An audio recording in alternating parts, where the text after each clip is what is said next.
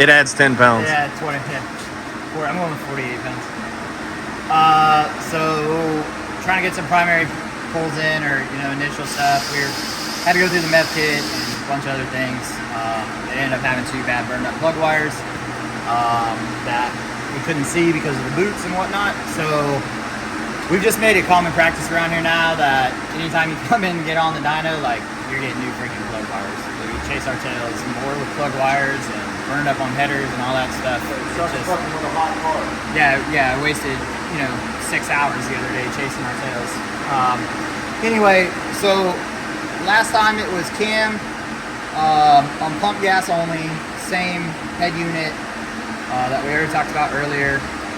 So right now we're still on pump gas, and we swapped heads and built the short block. Nothing else has really changed.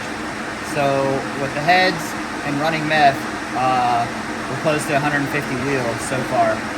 We're at 183 kPa max right now.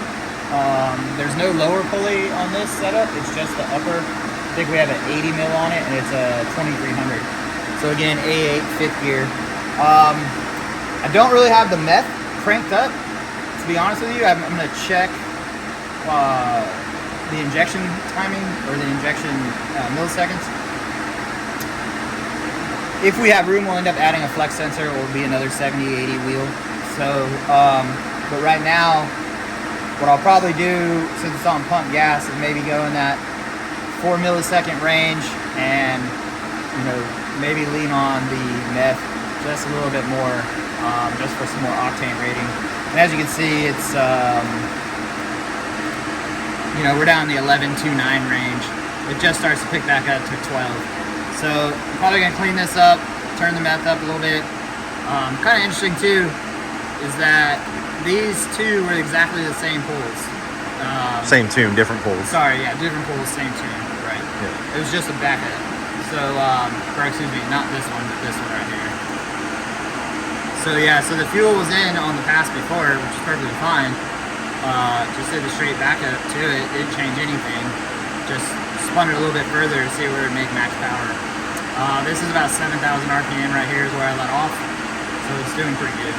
But I'll look at the tune real quick, look at the log, and we're having some trouble with the torque, with the that's why it's not showing up there. Yeah, the freaking torque signal, man. Like, some of these cars are just, I don't know if it's like a bad grounding situation or what. It's like hit or miss, man. I mean, some cars will be great, or it'll be great all day, and then it'll suck. It's just, we chased the coil packs around, couldn't get it with the normal inductive, so now we went to the plug and a ground.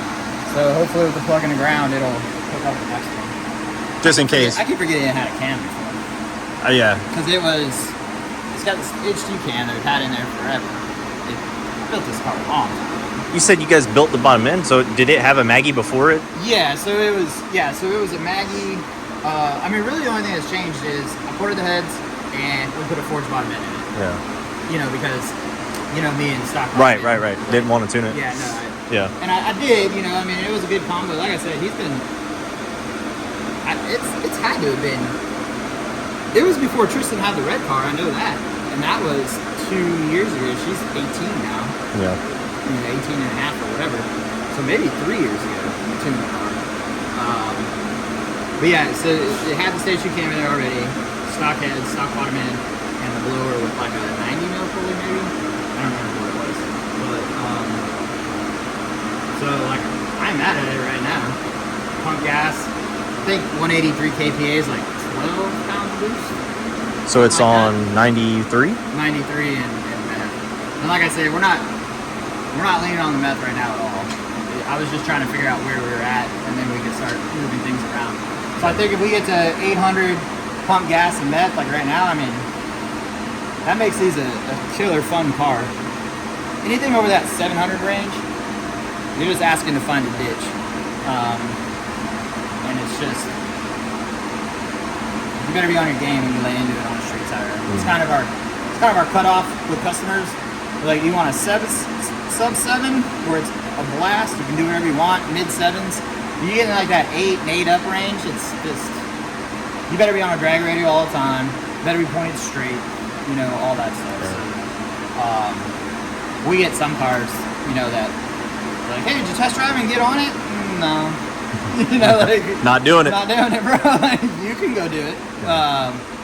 You know, so yeah. Like I said, if I get it to 800, timing's real low for what it is right now.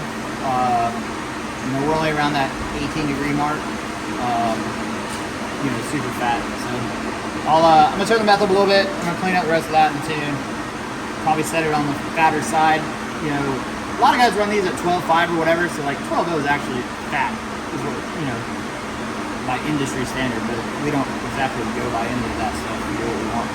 So yeah, let's see if we can, you know, tiptoe up to 800, and that'll do that.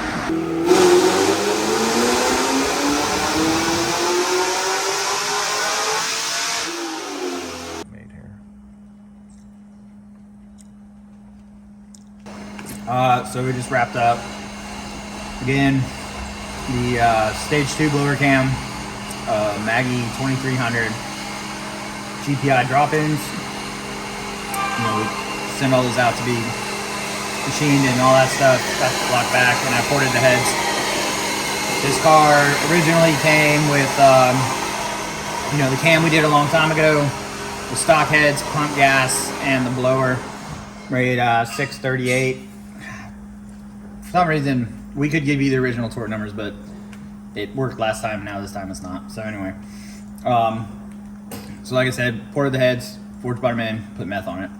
Still pump gas. It's making 183, 184 kPa basically. You can see down here that the air fuel lines are exactly the same. Shooting for that 12.0 mark. I fixed this on the last little bit, kind of left it rich here. Anyway, ended up picking up 158 rear wheel. So again, you know, for you guys that don't think a forged bottom end or whatever is worth it, or putting meth on the car, you know, this is simple change, you know. Explain to people, because I seen a comment that said, what's the point of drop-ins if you're going to send it to the machine shop anyway? So why do we do that? So I have a video on my YouTube, if you guys scroll back quite a bit, where I go into detailed depth about the GPI drop-in setup. It's exactly the way I would have done it, to be honest. Maybe one little minor change, but it can be fixed on the other side. But anyway, the thing is that, like, the GM stuff sucks. The drop-ins from Diamond are phenomenal. The rods are the same, you know, Comstars we've been all using since the LS days. So the problem being, we've never seen a stock crank balance under 14 grams in the front and 12 grams in the rear. Most of the stock bearing clearance stuff is under 10 thou, or around 10 to 12 thou. The GM spec is 0.9 whatever, 0.009 to 2.2. So, but most of them that we've ever taken apart, and we do it all day, every day, everything's on the tight side. And that's probably, you know, just GM being efficient. And that's rods and mains. Then not to mention that the stock rings, we've seen them at 10 thou also.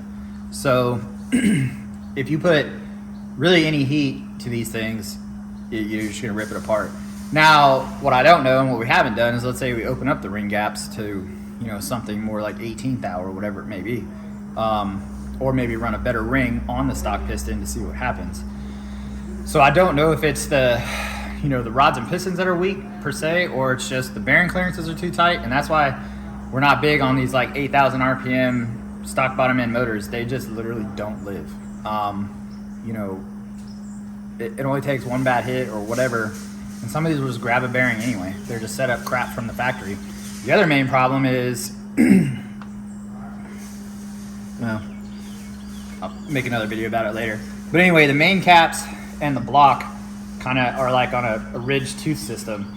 So they're not machine flush, you know, to where they're going to meet up, you know, or however you want to do that. So they sit like this as they wear, because these aren't doweled mains. So the mains are actually like walking, and they're, you know, doing this. And what they're doing is they're sawing those high spots down, and they're starting to shrink. So as it shrinks, it starts to close the bearing clearance, and then eventually, the more you beat on it, the tighter it gets, and it ends up taking up that, you know, thou or two that they left in there. So that's the main reason. I did another long video, our autopsy of the motor we did.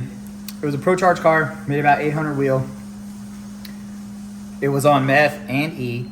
It had umpteen dyno passes, but you figure that dyno run probably took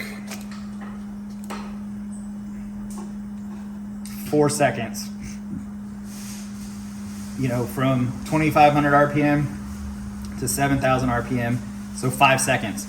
So none of these cars are 5-second cars. You know, even a solid 9-second car, you're under time under tension and pressure a lot longer. And really after the 60 foot, we're not even after 60 foot, about 30 feet out, you're about right here. The whole rest of the way, you know, the whole rest of that 7.5 seconds, let's say, you're up here. And that's just creating heat and pressure and all that stuff. So basically, that motor was crystal perfect. I took it apart on video. It looked like it had never been touched. There was still the black lines in the stock. There's like a paint mark or whatever you want to call it in the stock orange bearings. And it's on the high side even, and they were there. Everything looked like it hadn't been touched, except one piston ring butted up and literally broke the whole back or the whole bottom side of the skirt, everything off, and destroyed the motor by the end of the quarter mile on the first pass.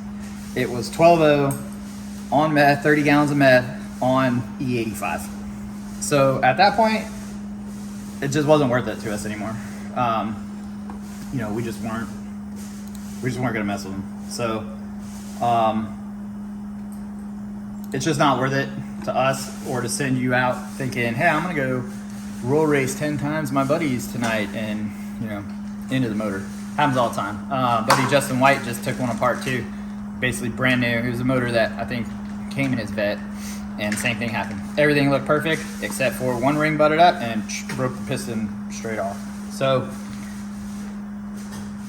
tight bearing clearances, bad balancing, foundry issues, cylinders out of round, we find that a lot.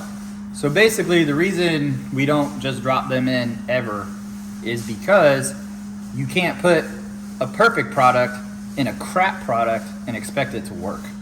Now, if the GM product was better, then yeah.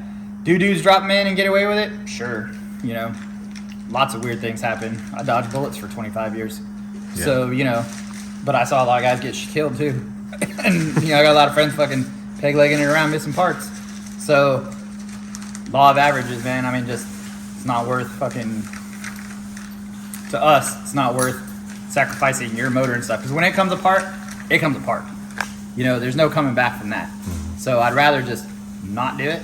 Wait till you have, you know, all the proper stuff, and then, you know, you can get results. So if we added E85 to this and leaned on the meth a little bit harder, you know, we'd probably pick up another 70 or something wheel. So just a real simple combo, put you in that 850 plus range.